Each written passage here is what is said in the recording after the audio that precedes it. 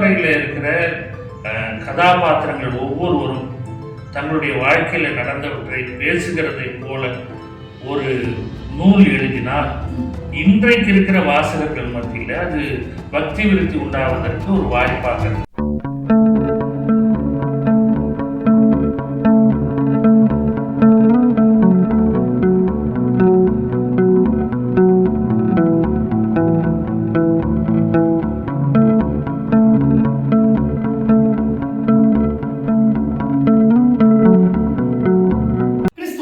அன்பானவர்களே, வாரம் ஒரு சாட்சி நிகழ்ச்சியின் மூலமாக திரும்பவுமாக இந்த வாரத்தில் உங்களை சந்திப்பதில் நான் சகோதரர்களோடு மகிழ்ச்சி அடைகிறேன். இன்றைக்கு நம்மிடத்தில் சாட்சியை பகிர போகிறவர் சிறப்பானவர், மிகவும் அன்பானவர், ஆண்டவரையும் அவருடைய ஊழியத்தையும் நேசிக்கிறவர், ஊழியக்காரர்களை உருவாக்குகிறவர். அது மாத்திரமல்ல, இதுவரை அவர்கள் 6 புத்தகங்களை எழுதியிருக்கிறார்கள். இன்றைக்கு இந்த புத்தகத்தை நம்மிடத்தில் கொடுத்திருக்கிறார்கள். அவரை பற்றி தான் நாம் இன்றைக்கு சற்று கேட்க போகிறோம். அது மாத்திரமல்ல, அவர் இந்த புத்தகத்தை எழுதியதன் நோக்கம் என்ன என்பதையும் சாட்சியாக சொல்ல இருக்கிறார். அதையும் நாம் கேட்க போகிறோம்.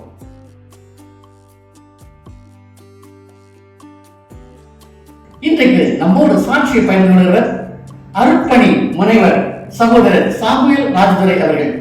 ஐயா சோதரையா, வணக்கம். எப்படி இருக்கிறீங்க? நல்லா இருக்கிறீங்களா? சரி, உங்களை பற்றி அறிமுகம் எனக்கு தெரிஞ்ச அளவு சொல்லியிருக்கிறேன்.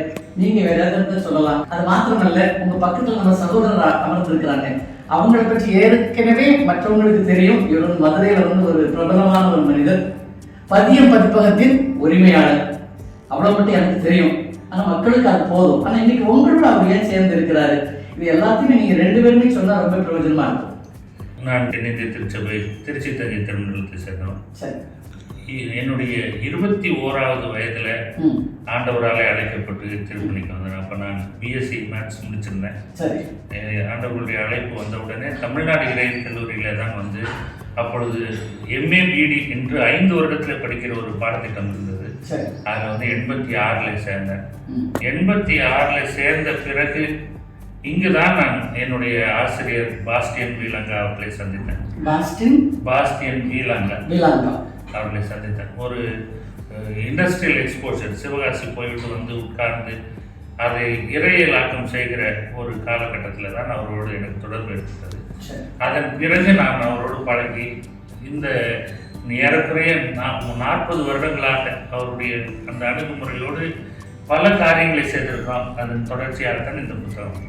சரி, இப்போ இந்த புத்தகம் வந்து எழுதுறதுக்கு என்ன காரணம்? இதுல ஏதாவது உங்களுக்கு விசேஷமா நம்முடைய தேவ பிள்ளைகளுக்கு சொல்ற மாதிரி ஏதாவது காரியங்கள் இருக்கிறதா? கொரோனா பெருந்தொற்று நோய் காலத்துல எங்கும் யாரும் போக முடியாத ஒரு சூழ்நிலையில இந்த நூல் எழுதப்பட்டது. இந்த நூலின் ஆரம்ப புள்ளி என்று வைத்தால் அது 98லிருந்து 2000 வரைக்கும் நான் தமிழ்நாடு இறையியல் கல்லூரியில முதுகலை இறையியல் படித்த ஒரு காலத்துல என்னுடைய ஆசிரியர் பாஸ்டியன் வீலங்கா அவர்களோடு சேர்ந்து பேசிக்கொண்டிருந்தோம் போது அவர் சொன்னார்கள், இந்த லேர்னிங் ஃப்ரம் த சயின்ஸ் என்று ஒரு ஃபார்மேட். அதில் திருமறையில் இருக்கிற கதாபாத்திரங்கள் ஒவ்வொருவரும் தங்களுடைய வாழ்க்கையில் நடந்தவற்றை பேசுகிறதை போல ஒரு நூல் எழுதினால் இன்றைக்கு இருக்கிற வாசகர்கள் மத்தியில் அது பக்தி விருத்தி உண்டாவதற்கு ஒரு வாய்ப்பாக இருக்கும். தங்களுடைய நிறை குறைகள் எல்லாவற்றையும் பிறரோடு பகிர்ந்து கொள்ளுகிற ஒரு நூல் வடிவம் வந்தால் நன்றாக இருக்கும் என்று சொன்னார். அது என் மனதில் ஆழமாக இருந்தது. ஆனால் அவர் அதை எழுதவில்லை. இந்த கொரோனா நோய் தொற்று காலத்துல, பெருந்தொற்று காலத்துல அதை எழுதலாம் என்று முடிவு செய்யலாம். அப்பொழுது அதை நான் ஆங்கிலத்திலே தான் எழுதினேன். இதுவரைக்கும் எழுதின எல்லா நூல்களுமே ஆங்கிலத்திலே தான். இங்கிலீஷ்ல ISBCK டெல்லி பதிப்பகத்தார்கள் தான் அதை வெளியிட்டார்கள். உலகம் முழுக்க இருக்கிற எல்லா நாடுகளிலும் இது என்னுடைய நூல் அங்காடிகளில் இருக்கிறது. ஏன்னா பல மொழிகளில் அது மொழிபெயர்க்கப்பட்டும் போயிருக்கிறது. அதனால ஆங்கிலத்தில் தான் எழுதணும். ஆனால் அதன் பிறகு அது நன்றாக போன உடனே பல நண்பர்கள் என்னிடத்தில் பேசினார்கள். அதுல நண்பர் இதை வந்து தமிழில கொண்டு வர வேண்டும் என்ற ஒரு ஆர்வத்தை அவர்கள் தான் நம்மிடத்தில் சொன்னார்கள். எப்படியாவது கொண்டு வந்துடலாங்க அப்படிங்கிற ஒரு உறுதிப்பாட்டை அவர்கள் தான் சொன்னார்கள். அதன் பிறகுதான் இது என்னுடைய அக்கா இதை மொழிபெயர்த்தார்கள்.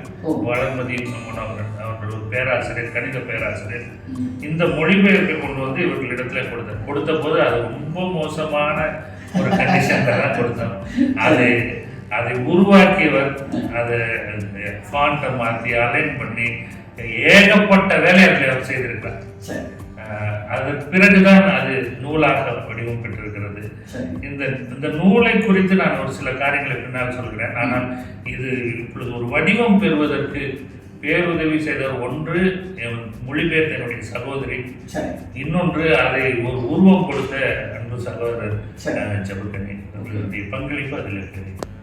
பார்த்தீங்கன்னு சொன்னாங்க, நம்ம எல்லாம் என்ன செய்யறோம், ஆண்டவரை பற்றி மற்றவங்கள்ட்ட பேசுறோம். ஆனால் அவர் ஆண்டவரை பற்றி பல புத்தகங்கள் என்ன செய்யறாரு, வெளியிடுறாரு. பாருங்க, நாம பேசுறது கூட மறைஞ்சு போயிடலாம், ஆனா அந்த புத்தகங்கள் என்னைக்குமே நிலையாக இருக்கும். அதனால அவர் பெரிய ஒழித்து செய்து கொண்டு இருக்கிறார். அதனால அந்த ஆசீர்வாதம் அவருக்கு என்ன செய்யும், கண்டிப்பாக கிடைக்கும். இந்த புக்கை பத்தி நாங்க பேசும் பொழுது ரொம்ப நல்லா இருக்குதுன்னு எல்லாரும் சொன்னாங்க. நேற்று கவர்லாம் நல்லா அழகா இருக்குது, டிசைன் பண்ணியிருக்காங்க அப்படின்ட்டு. பட் உள்ள கண்டென்ட் வந்து நாங்கள் இனிமேல் தான் பார்ப்போம். இப்போ நீங்க என்ன சொல்றீங்க, ஏன் சொல்லுங்க. பாரம்பரிய சாட்சி நேயர்கள் அனைவருக்கும் வாழ்த்துக்கள், மனம் நிறைந்த வாழ்த்துக்கள். கடவுள் ஒரு சில நேரங்களில் மிகப்பெரிய வாய்ப்புகளை உருவாக்கி கொடுப்பார். அது மாதிரி கொடுத்தது தான் இந்த வாய்ப்பு. முதல்ல அண்ணனை பார்க்கும்போது பார்த்தோன்னா ஒரு சில பேரை பிடிச்சி போகும். அது மாதிரி அந்த அமைதியான குணம். என் நண்பன் அகஸ்தி மூலமாக தான் அண்ணனை பார்த்தேன். அவனுக்கு ஒரு புக்கு பண்ணணும்னு சொல்லி வந்த இடத்துல அண்ணன் சொன்னாங்க, இந்த மாதிரி ஒரு புக்கு இருக்கு அண்ணே, தயவுசெய்து தமிழில் பண்ணணும்னே. ஆங்கிலத்தில் படிப்பவர்கள் மிக குறைவு, தமிழில் படிக்கிறவங்க நிறைய இருப்பாங்க அப்படின்னு சொல்லிட்டு எந்த புக்குக்கும் வராத ஒரு பாரம் என் மனசுக்குள்ள வந்துச்சு, இந்த புக்கு பண்ணணும்னு சொல்லி. ஏன்னா நாங்கள் அதிகமாக பைபிள் படிக்கிற ஆள் கிடையாது, ஆனால் மக்கள் மத்தியில் பேசணும்னு நினைக்கிறீங்களா. அப்படி இந்த புக்கை பார்க்க போனால் இந்த உள்ள அந்த கேரக்டர்ஸ், அண்ணன் எழுதின விதம், வளர்மதி அக்கா என்கிட்ட பேசின விதம் எல்லாத்தையும் மனசில் சுமந்துட்டு இந்த புக்கை நல்லா கொண்டாடணும்னு ஒரு முழு முயற்சியோடு இதை பண்ணேன். நான் முதல்ல அண்ணனுக்கு தேங்க்ஸ் சொல்லணும், இந்த வாய்ப்பு கொடுத்ததுக்கு. இதற்கெல்லாம் மேலே கடவுளுக்கு நன்றி சொல்லக்கூடியவனாக இருக்கேன். ஏன்னா இதுவரை 163 புக்கு பண்ணியிருக்கேன். பட் அதில் என் மன மகிழ்ச்சிக்கு பிடித்த நூல்கள் ஒரு 5-6 தான். அதில் இந்த நூல் இதுவரை மொத்தம் 163 புத்தகங்கள் நீங்கள் பதிவிட்டு இருக்கிறீர்கள். மனதிற்கு பிடித்த புத்தகம் இருக்கு. சரி, நம்ம அப்படியே என்ன செய்வோம், இறைமையிட்ட வேண்டும் எல்லாருடைய மனதிற்கு பிடித்த ஒரு புத்தகமாக புனிதர்களிடமிருந்து கற்பவை என்ற புக் என்ன செய்யணும், இடம்பெறணும். கர்த்தர் கண்டிப்பாக எல்லாரையும் ஆசீர்வதிப்பார். இப்போ ஐயா என்ன சொல்றாங்க, நாம கவனிக்கலாம். புனிதர்களிடமிருந்து கற்பவை என்பது திருமறையில் இருக்கிற எல்லா உயிருள்ள கதாபாத்திரங்களையும் பற்றிய ஒரு நூல். ஆதாம் ஏவாளிலே ஆரம்பித்து வெளிப்படுத்தின விசேஷம் யோவான் வரைக்கும் இருக்கிற உயிருள்ள கதாபாத்திரங்கள். நான் ஏன் இதை சொல்றேன்னா, சில கற்பனை கதாபாத்திரங்கள், நல்ல சமாரியன் போன்றவை இதில் இடம்பெறவில்லை. உயிருள்ள கதாபாத்திரங்கள் ஆதாம் ஏவாளில் ஆரம்பித்து எல்லா கதாபாத்திரங்களையும் குறித்து அவர்களுடைய வாழ்க்கை சூழ்நிலையில, வரலாற்று சூழ்நிலையில அவர்கள் இறைவனுடைய அழைப்புக்கும் திருச்சித்தத்திற்கும் எப்படி கீழ்ப்படிந்தார்கள் அல்லது எப்படி விலகி போனார்கள் என்பதை குறித்து இந்த நூல் பேசுகிறது. ஒவ்வொருவரா ஆதாம் ஏவாளிடமிருந்து கற்பவை, மோசையிடமிருந்து கற்பவை, அப்படி ஒவ்வொன்றாக பேசுகிறது. அந்த கதாபாத்திரங்கள் செய்த காரியங்களை குறித்து இது மதிப்பீடு செய்கிறது. கடைசியில இதை வாசிக்கிற ஒவ்வொருவருக்கும் அதை எப்படி தங்களுக்கு உள்வாங்கிக் கொள்வது என்கிற ஒரு வழிகாட்டுதலையும் சொல்கிறது. கடைசியாக ஒரு ஜபத்தோடு இது முடிவடைகிறது. அப்படி தியானங்களாக 242 தியானங்கள். இதுல ஏறக்குறைய திருமறையில எந்த உயிருள்ள கதாபாத்திரமும் விட்டு விடப்படவில்லை. ஏறக்குறைய எல்லா கதாபாத்திரங்களையும் பற்றி இருக்கு. ஒரு கேரக்டர் ஸ்டடி, அதை டிவோஷனாக மாற்றியிருக்கோம். இது படிக்கிற ஒவ்வொருவரும் திருமறை, அதுக்குரிய திருமறை பகுதிகள் கொடுக்கப்பட்டிருக்கிறது. இது ஒரு நல்ல ஆய்வோடு இந்த நூல் எழுதப்பட்டிருக்கிறது. அதனால நீங்க ஒவ்வொரு கேரக்டரை பத்தியும் ஒரு நாள் அல்லது ஒரு வாரம் நீங்கள் ஒரு கேரக்டர் படிக்கலாம். வாழ்க்கை முழுக்க இது உங்களோடு பேசுகிற ஒரு நூலாக இருக்கும். இந்த கதாபாத்திரங்கள் கற்றுக்கொள்கிற ஒரு நூலாக இருக்கும். இதை நான் முடிக்கிற பொழுது, மேகம் போன்ற இத்தனை திரளான சாட்சிகள் நம்மை சூழ்ந்து கொண்டிருக்க, பாரமான யாவற்றையும் நம்மை சுற்றி நெருக்கி நிற்கிற பாவத்தையும் தள்ளிவிட்டு விசுவாசத்தை துவக்குகிற ஒரு முடிக்கிறவருமாகிய அவரை நோக்கி பொறுமையோடு ஓடக்கடவோம் என்று சொல்லி முடித்திருக்கிறேன். அப்ப இந்த 242 சாட்சிகள் நமக்கு இந்த கிறிஸ்தவ வாழ்க்கை எப்படி நித்தியத்திற்கு நேராக நடத்துவது என்று கற்றுத் தருவார். அதுதான் இந்த நூலினுடைய நோக்கம். எப்படியும் அப்ப இந்த புத்தகத்துல 242 சாட்சிகள் இருக்கிறது இல்லையா? ஆமா. நாங்களும் கிட்டத்தட்ட 250 சாட்சியை கடந்து வந்துட்டோம் ஐயா. நீங்க இந்த புக் எழுதுறதுக்கு பின்னாடி ஒரு சாட்சி இருக்கிறதா சொன்னீங்க. அதை நீங்க சொன்னீங்கன்னா எங்களுக்கு ரொம்ப பிரயோஜனமா இருக்கும். இந்த நெருக்கடியான காலத்துல கடந்து வருகிற பொழுது குடும்பத்திலும் பல்வேறு நெருக்கடிகளை நாம் கடந்து வந்தோம். சரி. ஆனா இந்த இது எழுதி முடித்து இது ஒப்பு கொடுக்கிற பொழுது ஆண்டவர் அந்த கடினப்பாடுகள் அனைத்தையும் கடந்து வருவதற்கு உதவி செய்யும். இப்ப இந்த நூல் பதிப்பிடுகிறதுக்கு கூட இதற்குரிய தேவைகளை சந்திப்பதற்கு என்ன செய்வதுங்கிறப்ப இந்த பதிப்பாசிரியர் நீங்க செலவை பற்றியே கவலைப்படாதீர்கள், புத்தகத்தை நான் கொண்டு வருகிறேன்னு சொன்னேன். அப்படி பலருடைய ஒத்துழைப்பு, என்னுடைய அக்கா மொழிபெயர்த்தார்கள், அப்புறம் ஒரு சிலர் அந்த மொழிபெயர்ப்பை பிழை திருத்தம் செய்தார்கள். அதன் பிறகு அது எப்படி என்ன ஃபாண்ட்ல வரணும், அது எப்படி ஒரு அமைப்புல இருக்கணும் என்பதையெல்லாம் திரு ஜெபக்கனி அவர்கள் அதை முடிவு செய்தார்கள். சிறப்பான அந்த அட்டை அமைப்பு, இந்த புத்தகமே அவர்களுடைய வடிவத்துல தான் வந்திருக்கு. கல் என்னுடையது, அதை சிற்பமாக்கினது அவர், சிற்பியார்.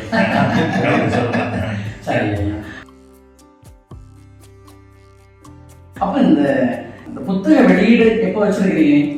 வெள்ளிக்கிழமை நான் பேராயரை சந்திக்கிறேன். ஏன்னா இது தமிழ்நாடு இறையியல் கல்லூரியினுடைய நூல், அவர்கள் தான் இதை வெளியிடுகிறார்கள்.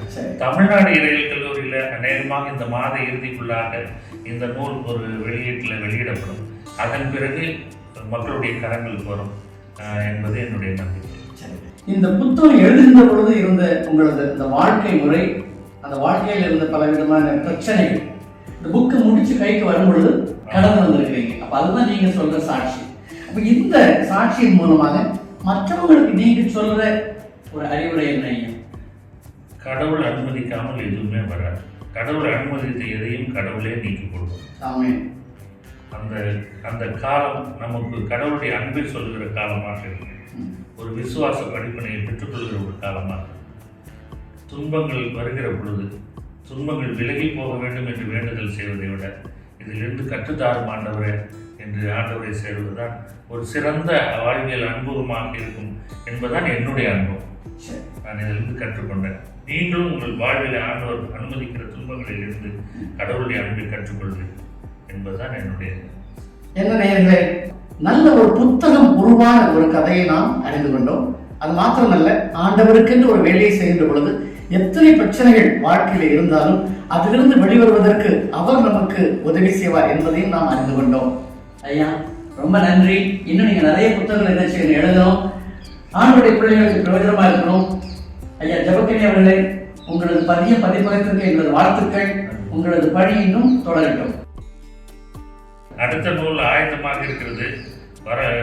திருமறை செய்திகளுடைய வரலாற்று பின்னணியும் என்கிற ஒரு நூல் எழுதியிருக்கிறோம். அது இப்பொழுதுதான் தமிழில் அதை முடித்திருக்கேன். அதையும் பதிப்பாசிரியர் ஜெபக்கனி அவர்கள் செய்கிறேன் என்று சொல்லியிருக்கிறார்கள். பின்வரும் நாட்களில் இதே போல ஒரு சூழ்நிலையில அதையும் அறிமுகம் செய்வதற்கு ஆண்டவர் வழி நடத்துவார் என்று நான் நம்புகிறேன். என்ன நேயர்களே, நல்ல ஒரு நிகழ்ச்சியை நீங்க இப்போ பார்த்தீங்க. நான் மிகவும் மகிழ்ச்சி அடைகிறேன், ஆண்டவருக்கு நன்றி செலுத்துகிறேன். எனக்கு சொன்னால் ஆண்டவருடைய பிள்ளைகள் உறவு கிடைப்பது ஒரு பெரிய ஆசீர்வாதம். நீங்கள் தொடர்ந்து ஆண்டவருக்குள்ளாக வளருங்கள், ஆசீர்வாதங்களை பெற்றுக் கொள்ளுங்கள். திரும்பவுமாக இன்னொரு சாட்சியில் உங்களை அடுத்த வாரத்தில் சந்திக்கும் வரை கர்த்தர் தாமே உங்களை ஆசீர்வதித்து பாதுகாத்து வழிநடத்துவாராக. ஆமென்.